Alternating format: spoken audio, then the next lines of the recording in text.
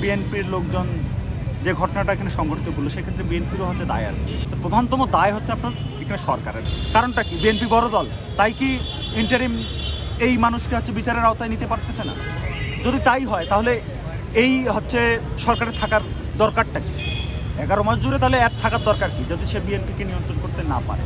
বিএনপিকে কীভাবে নিয়ন্ত্রণ করবে? দল হিসেবে করবে। যখন সে অপরাধটা করে তখন সে তো অপরাধ, তাহলে তাকে গ্রেপ্তার করা হচ্ছে না কেন? ব্যাপারটা হচ্ছে এইখানে।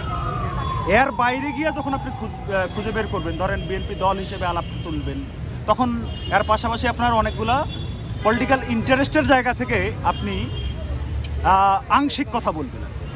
আমরা তো একটা গুড গভর্নেন্স চাইছি, একটা গুড সিস্টেম চাইছি। এই সরকারের কাছে মানুষের প্রত্যাশার জায়গাটা অভ্যুত্থান হওয়ার পর এত বড় একটা রক্তক্ষয়ী সংগ্রাম মানুষ করছে, বিশাল বড় কাজ করে ফেলছে। তো এরপরে আর এই জনগণের কাজ কি? জনগণ আবার রাস্তায় নাইমা আবার তাহলে ইন্টারিমকে নামানো যদি কাজ হয় সেটা এক ধরনের কথা, কিন্তু সেইটা কি সেই জায়গায় যাওয়ার ক্ষেত্রে জনগণ যাতে যাইতে না হয়, জনগণকে এই সিকিউরিটি দেওয়ার কাজটা কিন্তু হচ্ছে গভর্নমেন্টের। এই ধরনের ঘটনা দেখার জন্য আমার মনে হয় যে কোনো মানুষই আসলে মানসিকভাবে হচ্ছে প্রস্তুত ছিল না। কারণ হচ্ছে জুলাই আগস্টের একটা বড় ধরনের আকাঙ্ক্ষায় মানুষের মধ্যে ছিল যে পূর্বতন যে বাংলাদেশ, সেই বাংলাদেশ নতুনভাবে এইখানে একটা ভিন্ন ধরনের বাংলাদেশ হবে, অন্তত পূর্বতন বাংলাদেশটা আর হবে না।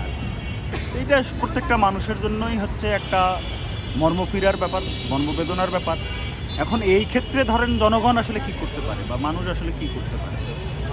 আসলে এখানে তো একটা বড় দায় হচ্ছে রাষ্ট্র এবং যে রাজনৈতিক সংগঠনগুলো আছে তাদের হচ্ছে দায় থাকে আর কি। কারণ এই অভ্যুত্থানের ক্ষেত্রেও হচ্ছে নেতৃত্বদায়ী জায়গায় যারা ছিল তারাই কিন্তু এখন এখানে রাষ্ট্র বা সরকার হিসেবে আবির্ভূত হয়েছে।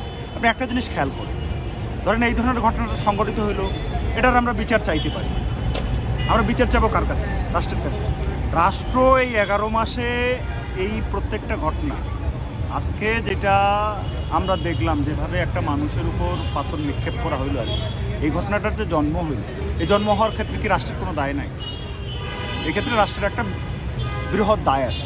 কারণ হচ্ছে আপনার 5 আগস্টের পরে এই যে সরকারটা গঠিত হওয়া, নানান ধরনের সম্মতি অসম্মতির ভিতর দিয়ে যে সরকারটা গঠিত হলো, তারা কিন্তু কোনোভাবেই এইখানে মবটাকে নিয়ন্ত্রণ করতে পারে না। আইনের যে শাসন, সেই শাসনটাকে কিন্তু তারা হচ্ছে কায়েম করতে পারে না। অথচ অভ্যুত্থানের পরে সরকারের প্রধানতম কাজই ছিল কিন্তু এইটা। ঠিক একই রকমভাবে যে দলের পরিচয়ের ধরেন বিএনপির লোকজন যে ঘটনাটা এখানে সংঘটিত করলো সেক্ষেত্রে বিএনপিরও হচ্ছে দায় আছে। বিএনপির দায়টা কি বিএনপি করতে পারে? সেটা হচ্ছে তার হচ্ছে ধরেন আপনার দলীয় শৃঙ্খলা হয়েছে, এই কারণে সে হচ্ছে আপনার তার কর্মীকে হচ্ছে আপনার হচ্ছে সাসপেন্ড করতে পারে। কিন্তু আপনার এখানে সরকারের দায়টা কি?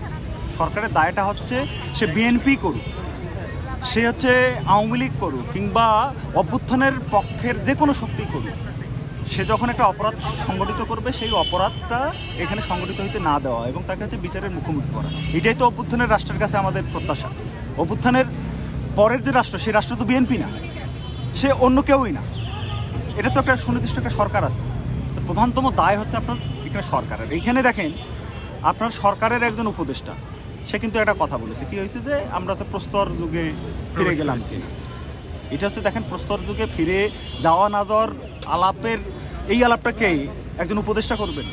উপদেষ্টা করার কথা না, এই আলাপটা সাধারণ মানুষ করবে, যারা এই জুলাই আগস্ট অভ্যুত্থানে রক্ত দিয়েছে, প্রাণ দিয়েছে, কিন্তু জুলাই আগস্ট অভ্যুত্থানের কর্তাসর্তা হিসেবে সরকার গঠন করে নাই, যাদের মর্জি অনুযায়ী আপনি সরকার করেন নাই, সেই আপনাকে প্রশ্নটা করবেন, এটা সমাধান করবেন কিন্তু এনারা। কিন্তু সরকার এখানে কী শাস্তি? সরকার তো উল্টো সরকার পক্ষের লোকজন আলাপ করছে যে কোনটা মব না। তো যখন আপনি কোনটা মব না এই ধরনের আলাপ যখন করতে থাকেন, তখন যারা জুলাই আগস্টের অভ্যুত্থানের স্পিডটাকে নষ্ট করতে চায়, কিংবা এইটাকে ক্যাপিটালাইজ করতে চায়, কিংবা এইটাকে কেন্দ্র করে যারা চাঁদাবাজি করতে চায় বা দখলদারিত্ব করতে চায়, সেই রাজনীতিটাই তো পুনর্বাসিত হইতে থাকে। এই রাজনীতি পুনর্বাসিত হবে না, এক্ষেত্রে সবচেয়ে বড় দায়কার হচ্ছে আপনার রাষ্ট্র এবং সরকারের।